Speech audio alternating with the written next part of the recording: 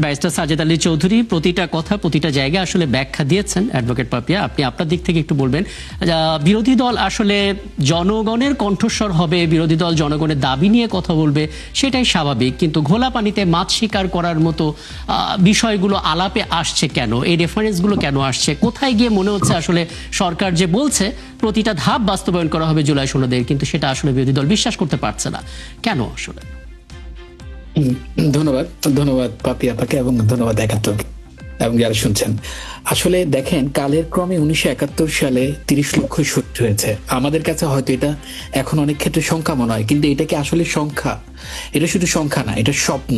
একটি নতুন দেশ গঠনের জন্য, দেশ পুনর্গঠনের জন্য এবং অনেক কিছু, অনেকগুলো মানুষের একটা জায়গা থেকে পরিবর্তন হয়ে নতুন একটা পরিবর্তিত অবস্থা তৈরি করার জন্য এইভাবে করে বাংলাদেশের জন্ম হয়েছে। ঠিক তেমনি আজকে স্বাধীনতার 50 বছর পরে এসে যখন আমরা জুলাইয়ের 1400 যে প্রাণ গেল, তাজা প্রাণ ঝরে গেল, বেশিরভাগই হচ্ছে যুবকরা। এইগুলো আমাদের কাছে এখন সংখ্যা মনে হচ্ছে, বা বিএনপি ইভেন রাজনৈতিক দলের কাছেও তাদের কর্মী যদি হয়ে থাকে, একজন সিম্পল রাজনৈতিক কর্মী যে তাদের মাধ্যমে সিঁড়ি দিয়ে উপরে ওঠে, কিন্তু এগুলো আসলে সংখ্যা না।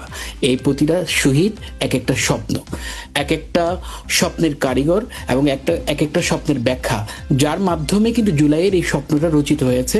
এবং এই দলগুলো বাংলাদেশের রাজনীতি করছে স্বৈরাচার এবং ফ্যাসিবাদকে বিদায় দিয়ে। কিন্তু সমস্যাটা হচ্ছে এখন এই জুলাইয়ের যে আবেগ, যে আবেদন, সেটা রাজনৈতিক দলগুলো, ইভেন বিএনপি যেহেতু এখন ক্ষমতায় আছে, তারা উপলব্ধি করতে পারছে না, তারা ডিল করতে পারছে না এটা নিয়ে। এটাই সমস্যা। এখন তারা তাদের এই ব্যর্থতাটুকুন জামাত ইসলামের উপর বারবার মানে কি করছে, মানে সঁপে দিচ্ছে।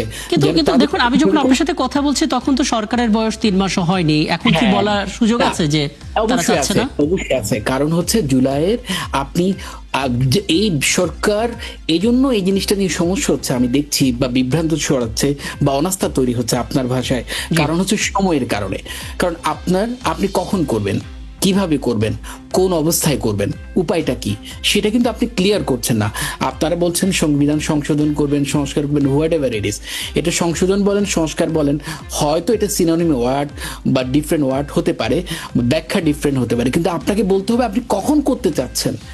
আজকে 2 মাস পর, 3 মাস পর, 4 মাস পর আপনি বিরোধী দলের কথা শোনার দরকার নেই। তো আপনি তো জুলাই সনদে এই জায়গাটা যদি আমি একটু থামাই, হ্যাঁ একটু থামাই, মানে আপনার কথা প্রসঙ্গে একটু বলি।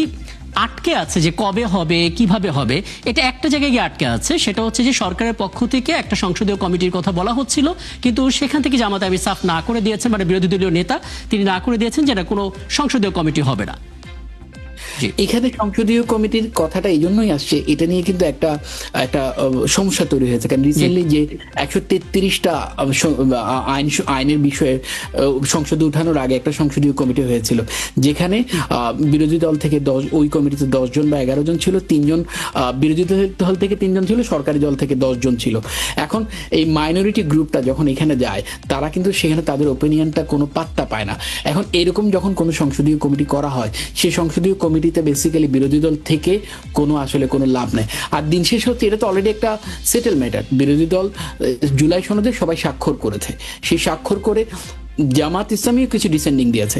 জামাত বলেছে তারা এটা করবে, এটা করবে না। বিএনপিও কিছু ডিসেন্ডিং দিয়েছে, তারা বলছে তারা এটা করবে, এটা করবে না। ইভেন দো এনসিপি স্বাক্ষর করেনি, এই নির্বাচনের পরে স্বাক্ষর করেছে। কিন্তু এখন সংসদীয় কমিটি লাগার তো কোনো কথা আসে না। বিএনপি যেগুলি ডিসেন্ডিং দিয়েছে, যেগুলোতে ঐক্যমত পোষণ করেছে, সেগুলো বাস্তবায়ন করুক, কারণ তারা তো মেন্টে এসেছে মানুষের কাছ থেকে। এখন সেটা যদি তারা গরিমেশ করে, এটাও তো একটা কথা। ব্যারিস্টার সাজেদ আলী চৌধুরী, আপনি দেখছেন একটু আগে অ্যাডভোকেট পাপিয়া বলছিলেন যে ঠিক এই মুহূর্তে বৈশ্বিক সংকট বলুন, নাগরিক সংকট বলুন, অনেকগুলো সংকটের মধ্য দিয়ে দেশ আছে। সেখানে আসলে জুলাই সনদের ইস্যুটাকে সামনে এনে তার দিকে ফোকাস করা, মানে দিন শেষে জনগণ ক্ষতিগ্রস্ত হবে কিনা। কারণ জুলাই সনদ একটা স্বপ্ন ডেফিনেটলি, কিন্তু তার চেয়ে তো বড় সমস্যা তো এখন বৈশ্বিক সংকট। এখন ইস্যুটা হচ্ছে